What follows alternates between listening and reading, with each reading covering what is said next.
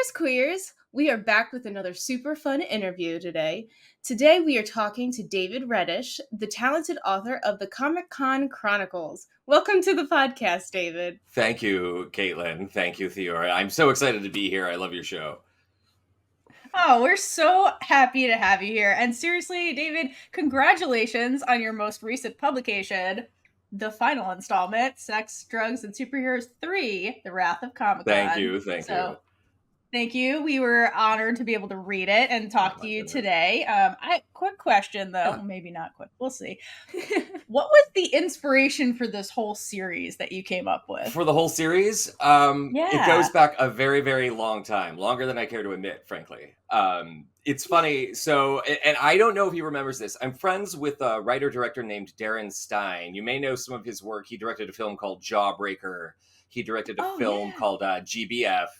I've known Darren a very, very long time, and years ago, we were having dinner, and I had just been to Comic-Con and had a great time, and we were talking about, what was I going to be working on, what was I going to be writing, and as I was talking about it, he said, "This is your movie, this is your story. Like you have to go write this. You're like so inspired by it, and it sounds like so much fun."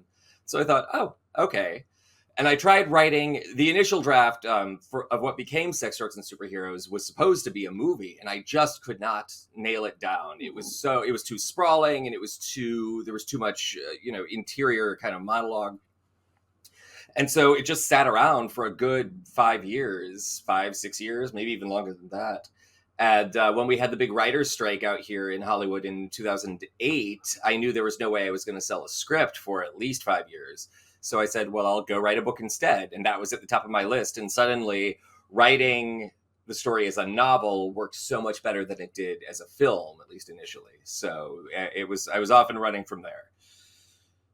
And as you were writing it, did you initially, I guess since it was planned as a movie, I guess, how did it become a trilogy? Like, was the story initially that vast, or like, did it just like evolve?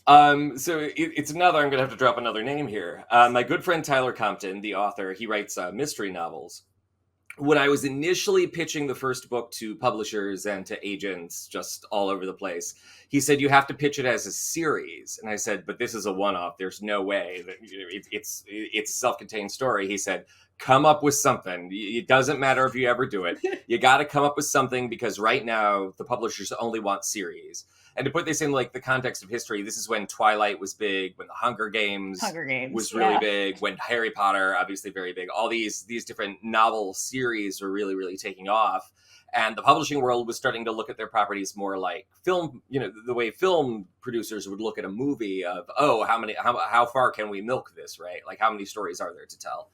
So when I started having meetings with publishers, I said, oh yeah, it's part of a series, an ongoing series of Comic-Con stories. And the funny thing was, as I was wrapping up the edits on the first book, it really did start to gestate in my mind the idea of, I think there is more I want to say about these characters and about Comic-Con and about geek life and all of that. And so initially it was going to be a running series. Then it was going to be a trilogy, but I had an idea for like a fourth kind of spin-off book. And then it became a trilogy as a whole. And I don't plan to do any more beyond this, but maybe I'm getting ahead of us here. Do you think it'll ever be made into a movie? Oh, gosh. Wouldn't I love that? I mean, it's funny. I see all these other authors in interviews and they're like, oh, I don't know. I think it's pure as a book. And it's like, oh, BS, people. Like, of course you want it to be a movie. Of course you want the paycheck. Of course you want more people to read it. Because if it's a movie, more people are just going to read it anyway. It's going to sell books. Yeah. So the movie conversation, it's funny. I have it every few years, I would say. Somebody brings it up. I've had producers interested. I've had actors interested in playing some of the different parts, some of the different characters. It came pretty close to happening about, 10 years ago, let's say, 15 years ago. I guess not quite that long, more like 12 years ago. It came close to happening where a producer really did option it and was interested in doing the entire series and bought the rights to sequels. But then he got sued over another movie he was doing, completely unrelated to mine.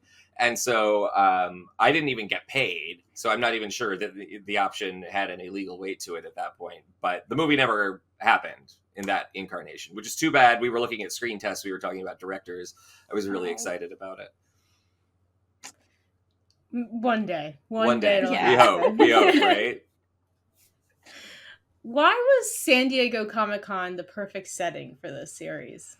Well, I guess that's an interesting question. I mean, Comic-Con is very much a character unto itself in these books. The evolution of the convention and the different forces that are at work shaping geek culture, shaping the convention, and how they're sort of at odds with one another. Particularly, that's true in this most recent story, I think. So, part of the genesis of the story itself was that I wanted to write a story about Comic-Con, just in general. But the other thing, I think the corollary to that is Comic-Con is a place for creativity. It is a celebration of love and of interest and of sort of shared experience and nostalgia and all these different warm and fuzzy feelings. But there's also just so much creativity on display, be it on the page of a comic book, on the movie screen, on the TV screen, wherever it may be. And the gaming console is another big component of that. And so I wanted to write a story about creative people. Obviously, Kaitlynn, our main character, is a writer. Kate's an aspiring filmmaker. Windsor's an aspiring animator. And so I thought Comic-Con would just be a really interesting place to look at creative people, celebrating creativity, number one, but also dealing with the kind of insecurities that breeds. I mean, when you're looking at the most successful media franchises in history, and Comic-Con is where they all live, it's just how it is. When you're looking that in the face and you're saying, I want to do that, I mean, yes, it's very inspiring, but it's also extremely intimidating, and it makes you extremely insecure about your own abilities to tell stories and create characters and find an audience. So I thought there was a lot of sort of conflict that just came with that setting. And so it felt very organic to me in a way to explore creativity and creative minds. Yeah, I enjoyed the, because like you said, on the surface, seems like warm, happy, fuzzy, fun, but you're right, especially from being in Kaitlyn's head, you definitely get his insecurity of just feeling intimidated, like you said. And also there's the factions that go with it, because it's people, so there's factions, and Yes. it is a good setting for conflict from multiple perspectives. So yeah, I thought it was a good choice. Thank you. Yeah, it's about people. It's true. It's true. It's all true. It is. Speaking of people, so one of the point of views in the story, so the story is told from the perspective of Kaitlyn's journal, intercut with Ashlyn's witness testimony, which I only read this book, so it was really interesting coming into it and being like, oh, this is how I'm getting this story. I found it so unique and so engaging.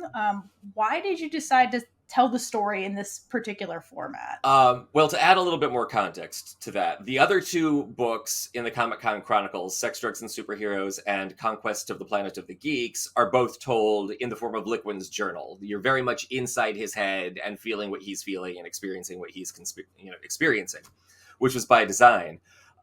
Two things happened in writing Wrath of Comic-Con that made me integrate Ashlyn as a sort of counterpoint to him. The first being, and I'm very embarrassed to admit this, initially when the first book was published, I had the next two outlined, and I had this sort of nebulous idea for what this fourth spin-off book would be. And I think I even said this at conventions at the time when I was interviewed or whatever else. But what happened was when I sat down to write the third one, a couple of years ago, whenever I got started on it, I could not find my notes. I could not find the outline to the third book. And you can't see it, but I have a whole shelf of my notebooks back here. I went through every damn scrap of paper on the shelf, could not find it. I do not know to this day. It never did turn up. My outline for the original outline for the story as it was going to happen.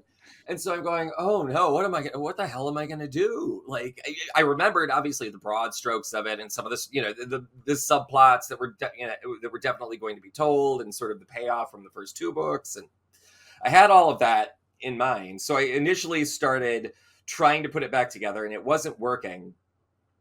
The other thing was that, based on what I remembered, I thought the story was going to be a little on the thin side. And in fact, if I'm really honest, I feel like the second book is a little thin in places. I thought that it maybe could have used one more subplot. So in sitting down to do this new outline for The Wrath of Comic-Con, looking at it, I was like, I really felt like it needed something else.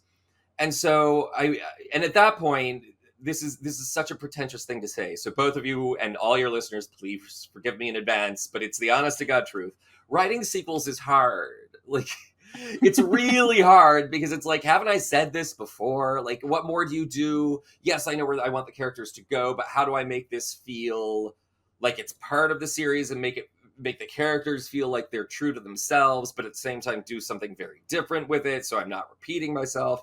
And plus, and this is really gross to admit, I'm 10 years, 15 years older now than when I wrote the first book. So getting back to who I was 15 years ago to get it, how I saw these characters and how I saw Comic-Con and what all of it meant was a really big challenge for me, especially now writing the third one.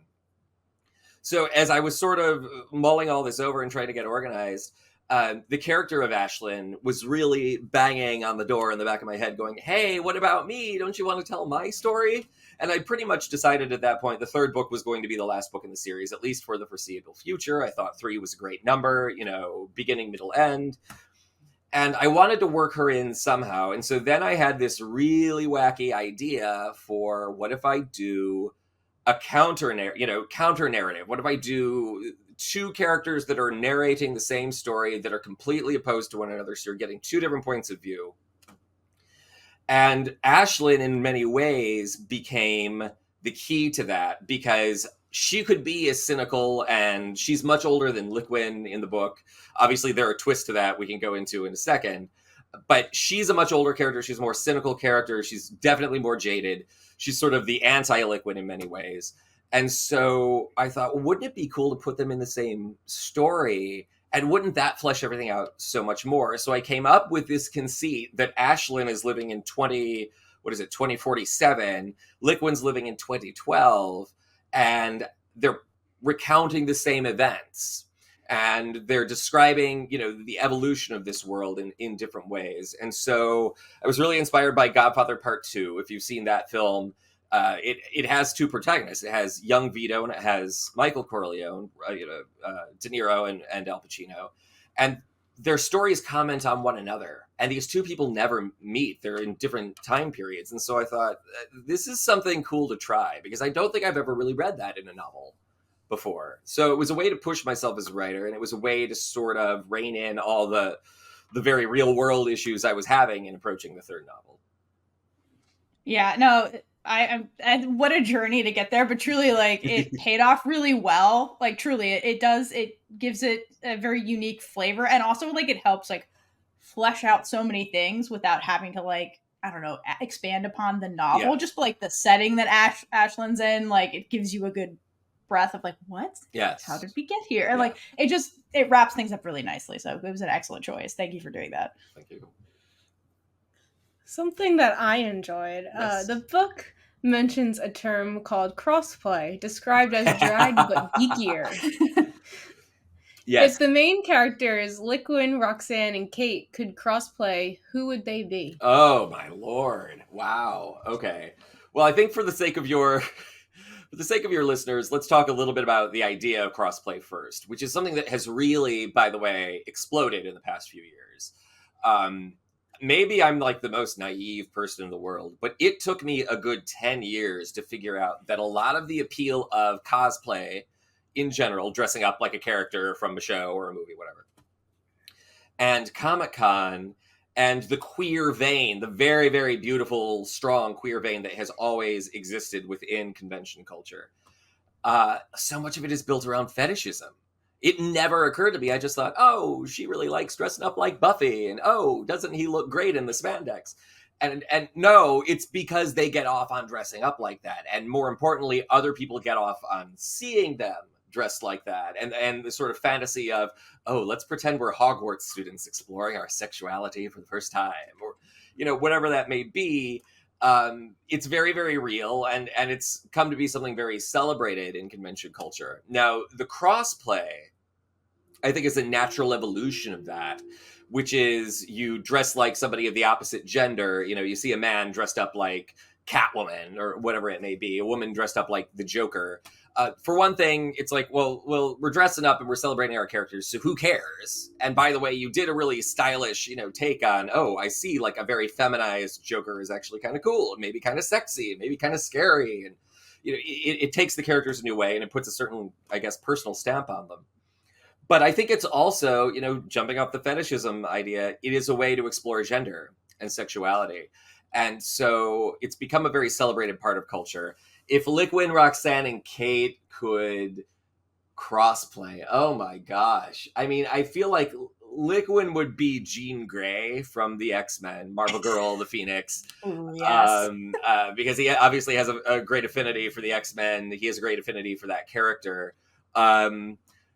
Kate, I think, naturally would dress up like Jean Grey. If you said, hey, you have to pick a costume, I think that's who she would pick. So I think because of her weird bond with Liquin, she would pick like Wolverine, maybe. I could see her walking around in the yellow spandex with the claws and making it kind of erotic, sexy, dangerous, cool.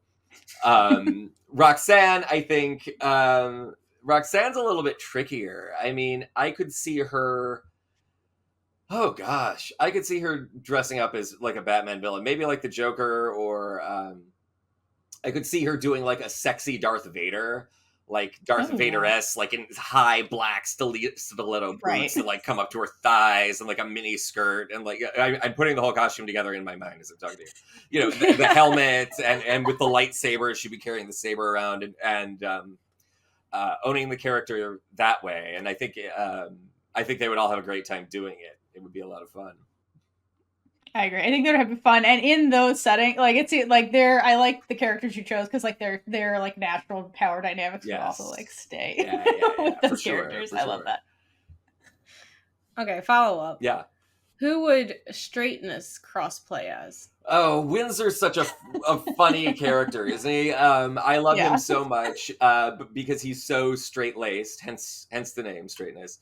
Who would he dress up as? Whoever he dressed up as, it would be, terrible discomfort for him. He would be wildly uncomfortable.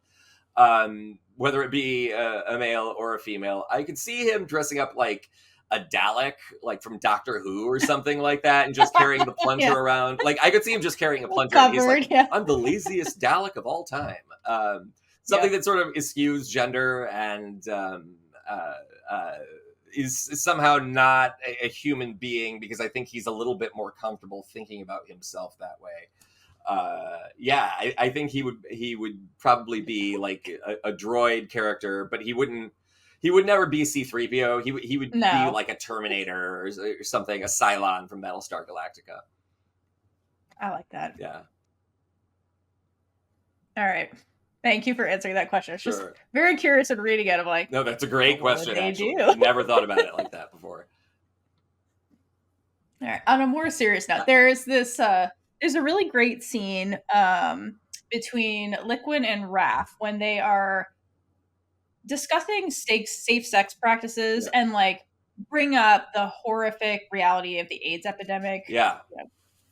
And the story deals a lot with like the threat of dystopian future. And I appreciate the conversation that they were having in like, quote, like the present time in the novel, which reminds us that like the past and the present can feel just as nightmarish, especially to like marginalized groups. Why did you choose to like insert this scene into the book? Oh, it's really powerful. Another really great question, Theora. Oh my gosh. Well, there are a few reasons why. One being that, yes, I thought of the book as a whole on kind of as kind of a meditation on time and personal evolution. The other is that because this story is set in 2012, I wanted to put it in a proper historical context to make the moment feel authentic but still, very tied to that time. And in 2012, PrEP, what we know now as PrEP, was starting to come online. There were more and more studies initiated, including one that I did, and we can talk more about that if you're interested. It was something that was really coming online for the first time. And the big thing for me personally, when I got on prep, I don't know if I've ever said this in an interview before, so you're getting like the real lowdown here. The thing, a few things happened when I got on prep. One was that I had never stopped to realize or consider how much anxiety I really had around sexuality, around sex and my sexuality personally. I am a man of a certain age.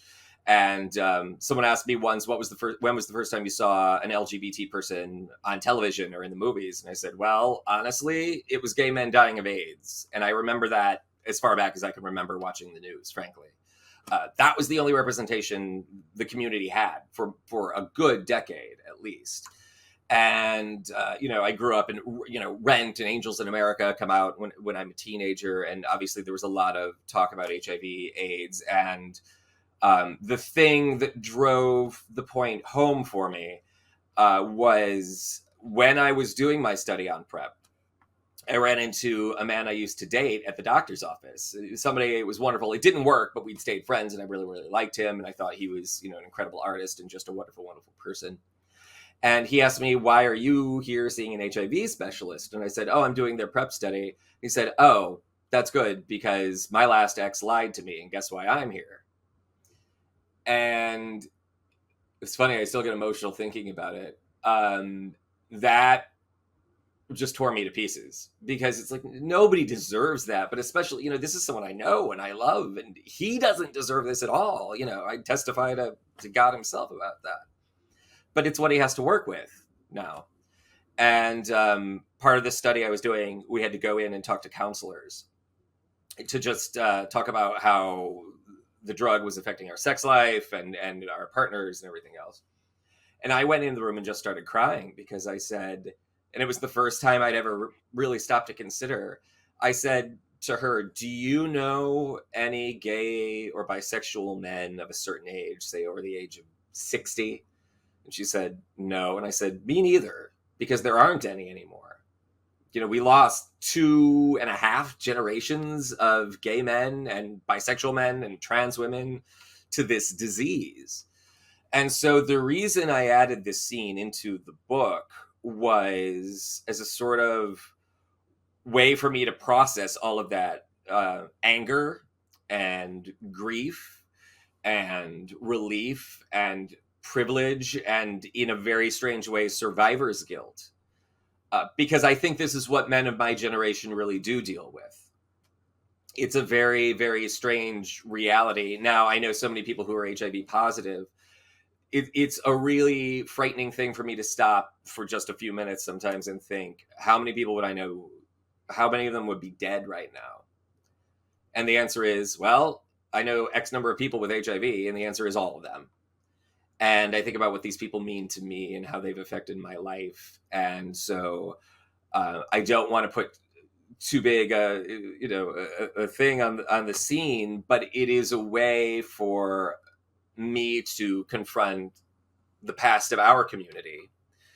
And I mean that on the level of the LGBT community and the American community, the way Americans looked at HIV as a whole. And it's a way to look at the future, in a sense, to say, we cannot let this happen again. This is not acceptable. And we have to do everything we can to make sure it doesn't happen again, because the cost is just far too high. And I always worried that scene would maybe stand out too much, that it wouldn't really gel with the rest of the story. But in that part of Liquin's arc is he's confronting his own sexuality in a new way. It just seemed like it fit. And it was something that I've never really seen done in another novel before, where a younger generation that now enjoys the privilege of having PrEP and having antiretroviral drugs and having a unified community and the legacy of all the people we lost during AIDS. I'd never really seen anyone articulate it like that or confront it in such a way. And so that was probably, very honestly, the most emotional scene for me to write in the entire story. Yeah, it definitely felt very emotional, like reading it, and it felt very real. Yeah. Which I think is why it stood out to me. And I like that you said that he's somebody, because of his time period, somebody that enjoys the privileges of like new HIV medications and preventatives and just the knowledge that came from, unfortunately, the epidemic. Yes. And so I loved it too. I am an infectious diseases pharmacist, so A, I liked it because of that. But B, I was like, it's still important to have these conversations, and like it's okay to be scared in like reality and like talk it through. So I just really loved that scene. It was just very real. Thank you for processing and sharing. It was one of my favorite scenes in the book, truly. Thank It was you. beautiful. Thank you. I want to just say thank you so much for sharing all of that, because both of us, but I know especially I feel that education and awareness is so important in Yes. to be like told through art and media, because it's a powerful tool. Yes, to have someone be invested in something, but then also get something and like change their way of seeing a subject. And it's just very beautiful. So I really appreciate you being vulnerable with us, and then also writing that scene in the book, because it was definitely important. Thank you. Okay, so next question. One of Liquin's main motivations is a deep fear of being forgotten or living a meaningless life. I mean, same. Yeah. Liquin tries to find his place like Comic-Con and legacy his art. Yeah. As an artist yourself, do you relate to Liquin's journey? Oh gosh, yeah. Of course I do. And that journey is very I think it's a relatively unrefined reflection of my own journey. And this also, I think, relates to being queer as well, a queer male, certainly. I probably am never going to have children. I chose a career that is not known for being exactly super lucrative or financially stable. I'm a person of a certain age now, and obviously there are obstacles. Even if I found, a man that I loved very deeply and we got married and lived happily ever after, there are still financial and real world obstacles to our having children as part of our life. So my work is what I leave behind. That is, I think, something that artists have always felt. Even those that do have children, they will say, my work, they will oftentimes spend far more time on their work than with their actual children. And you can ask the children of celebrities and they will tell you exactly that. So there is this notion in Liquin's mind that this is his legacy. This is all he can produce in terms of progeny, is his work, his stories. And there's the idea, of, I think it's interesting. My parents, my nieces are 5 and 3 years old, and watching my parents go through the transformation from parents to grandparents. And you kind of hear about, I think we all kind of hear about this. We have conversations with our folks who talk about their relationships with their parents and how much they change when they become grandparents. And there are all kinds of reasons we could cite for this. But I think, having talked to my grandmother quite a bit about this and having talked to my folks about this, it's you see your own immortality, in a sense. You see it's going to keep going. The love and the values and the lessons and everything I imparted, it goes somewhere. And, I love these children, and they make the world brighter. And so maybe I've done something wonderful. I relate to that in terms of my work, as I say. And so one of Liquin's big insecurities is, if I don't create something, I'm just going to vanish. Like I might as, no one's going to remember me in 100 years, in 1,000 years, whatever it may be.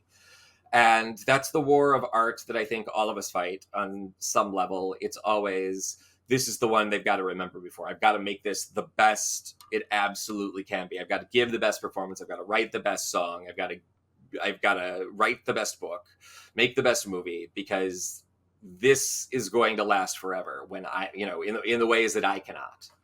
And with Liquin, the trilogy itself is based around his Saturn return. So I think he's 27 or 28 when the first book starts, and then he's 30 or 31 when the third book ends.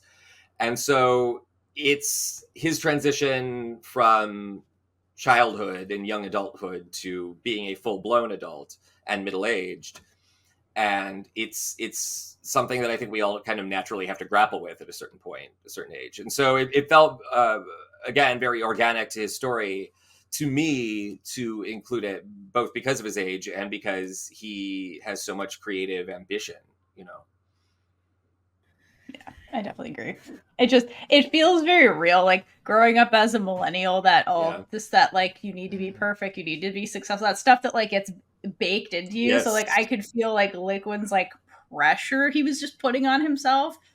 And Yes. like just at the con, he's like, this is my one chance, this is it. And if not, like Yeah. I was like, oh man, he feels like he's gonna spiral. Like, yeah, so it just felt very like relatable, his journey.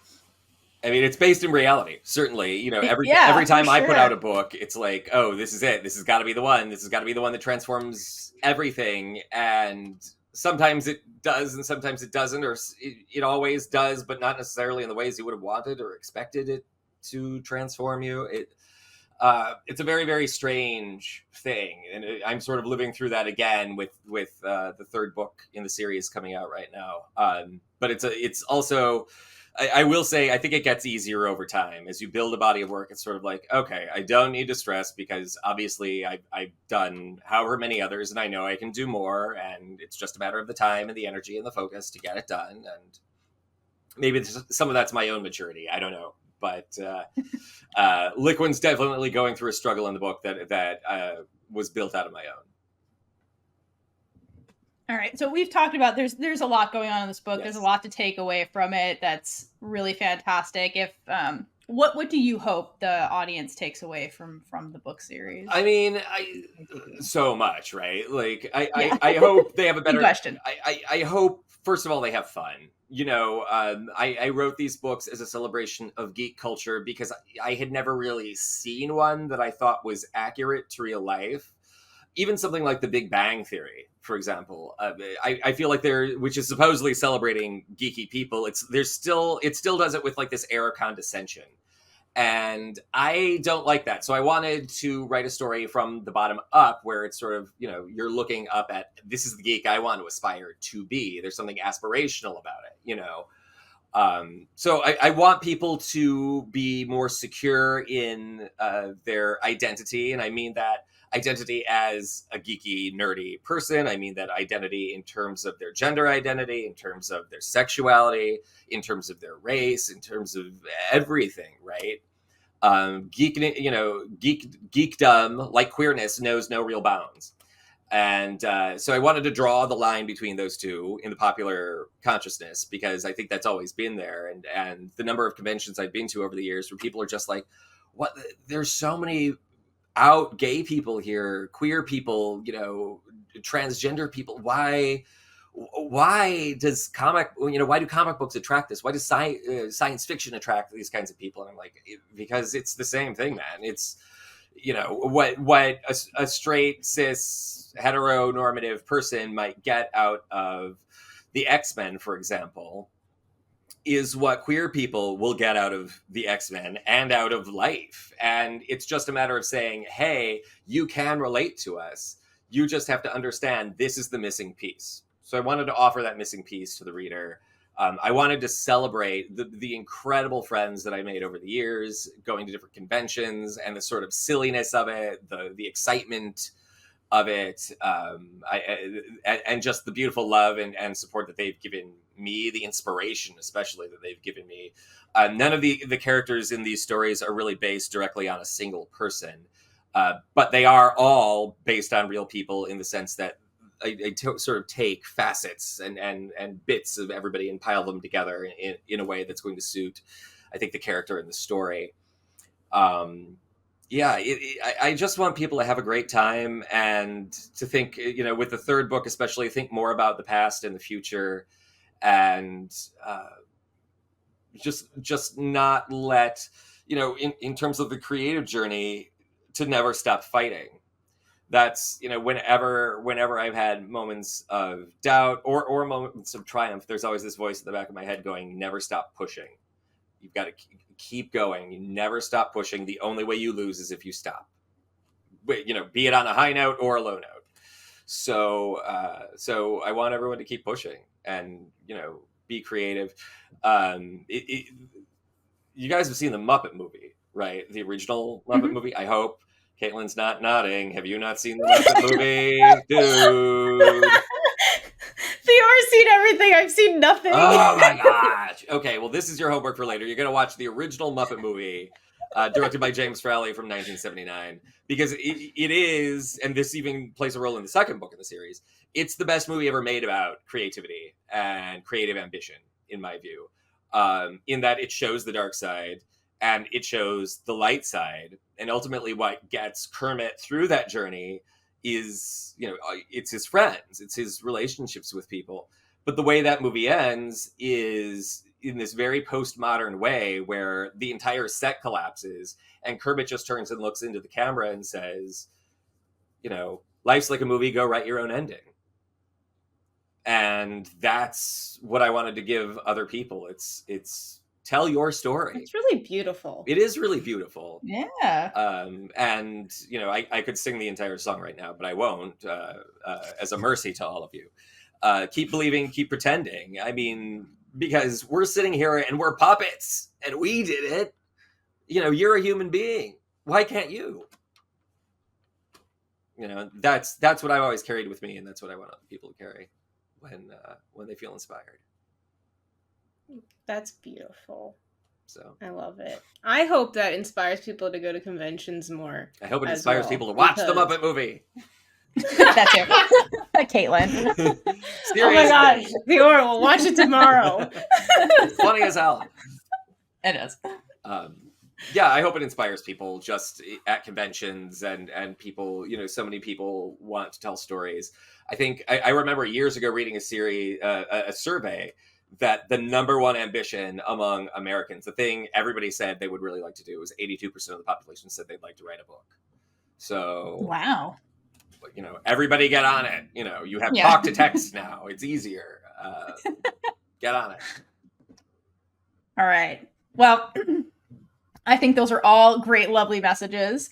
One aspect of the book is that there is queer representation in it. So how did you approach representing queer characters authentically, and what role do you believe literature plays in promoting inclusivity and understanding? Oh, wow. Big questions. Well, so this is a good way to talk about Ashlyn a little bit. She is a character, as I was developing her, she's a non-binary character in my mind. And I wanted to write that for a few reasons. One, because I am non-binary myself. And another, because in the future, I don't think we're going to get so hung up on gender and sexuality the way we have tended to in the past or even the present. So I wanted to approach her in that way as sort of a suggestion of hope to everybody that, maybe we'll be able to relax in the future, and it'll be maybe not necessarily easier, but it'll be a little bit more, people just won't be so hung up on it. In terms of writing her, I never call her non-binary in the book. I felt like if she starts proselytizing about identity, first of all, does anybody really like that? We do that in real life, but it's like, okay, checklist. Tell me who you really are. I think you know more about a person based on what they do and what they say about other things rather than the labels that they apply to themselves. So I never wanted to be super didactic with any of the gender, sexuality, exploration that I was, using her character to explore. I just wanted to feel really, really organic. And so to the point about representation, I always approached these characters, whatever their gender, race, or sexuality may be, as how would this person really talk? Mike Nichols, the director of The Graduate and Primary Colors and Who's Afraid of Virginia Woolf, I remember seeing him in an interview talking about how he guides actors. And he's one of the best directors of actors I've ever seen. And he said, there's only one question. What is this really like? And so the question I always came down to when I was writing a scene or writing a conversation that was going to deal with these issues in particular was, how would this person really express himself? How would she really describe this? And so I don't think any of the characters would come out and start throwing labels around and talking about all these higher sort of philosophical conundrums that we deal with as part of representation in the community today. I think these people would just sort of say, this is who I am, and this is how I feel. And that, to me, was the best way to express that on the page, was just very, very organically to what would a conversation sound like. The bigger question you're asking is, how does representation deal with that? Well, you've already said, learning about the convention was so fun in this way, because it's a story with characters that you relate to and who are funny and who are adventurous. And I think I'm a great believer in, okay, here's the most pretentious statement you're going to get from me all day. I apologize now. Look out below. Here it comes. I care a great deal about art as the place where we really explore and record the human experience, and a way to confront moral and ethical problems and questions that we have to face in day-to-day life. And I think this has always been true throughout human history. I think, in my view, you could argue that you will find as many life lessons and as much morality in a novel by Victor Hugo as you will in the Bible. Or you will find that in a song by John Lennon. You will find that in a film by Scorsese.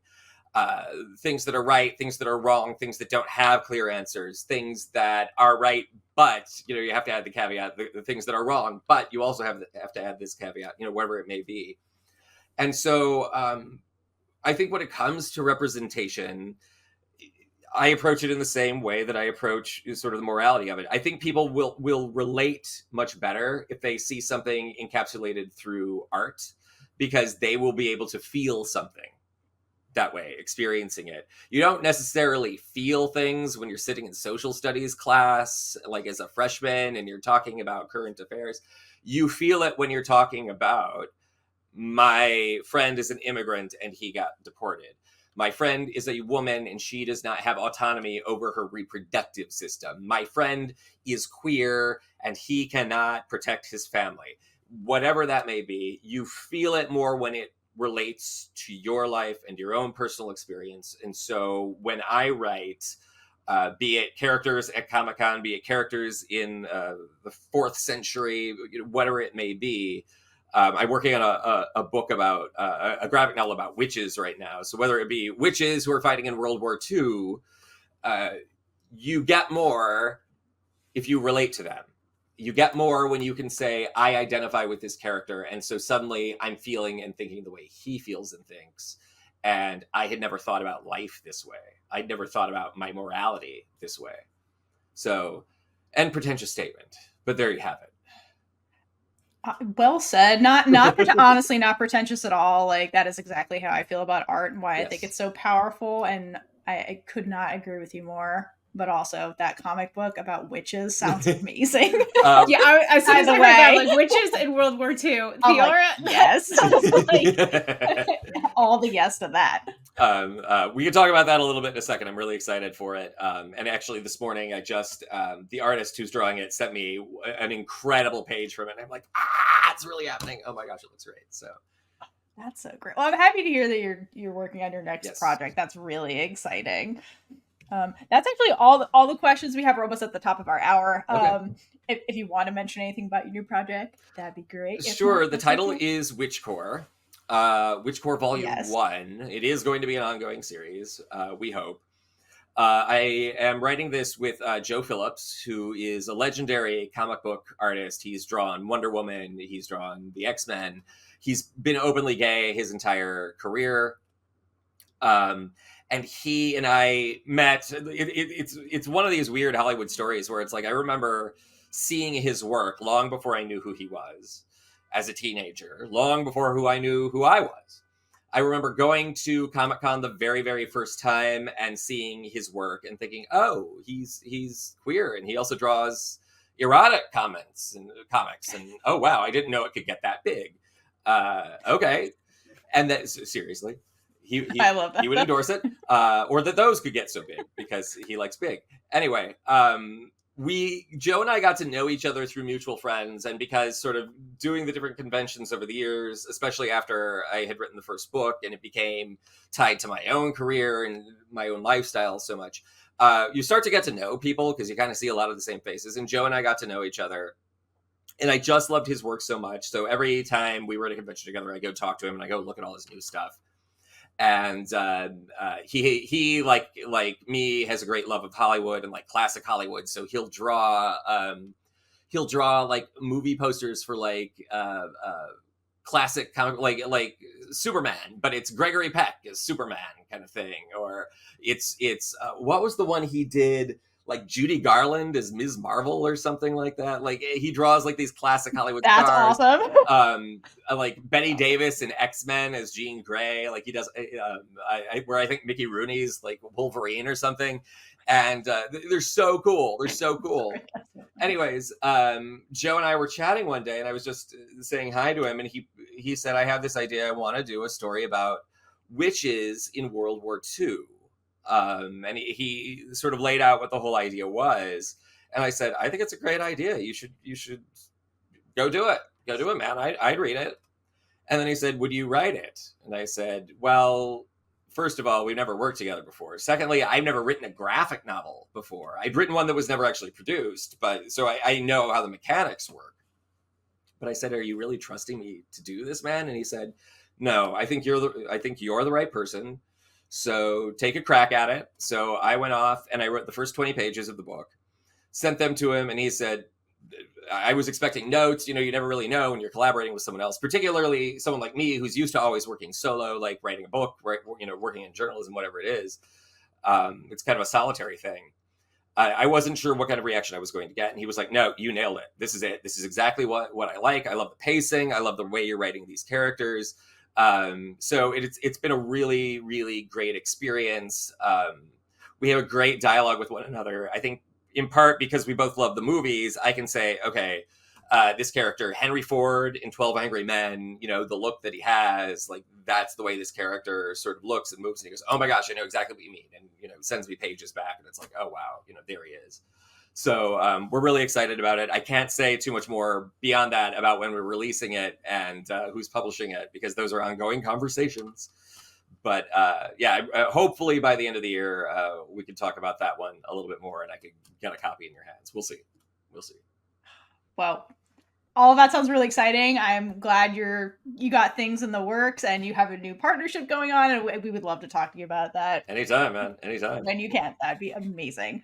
But that's the end of the interview that we have for you today. Thank you so much for taking the time to talk to us. It was really great getting to pick your brain on your novel and just getting to know you better.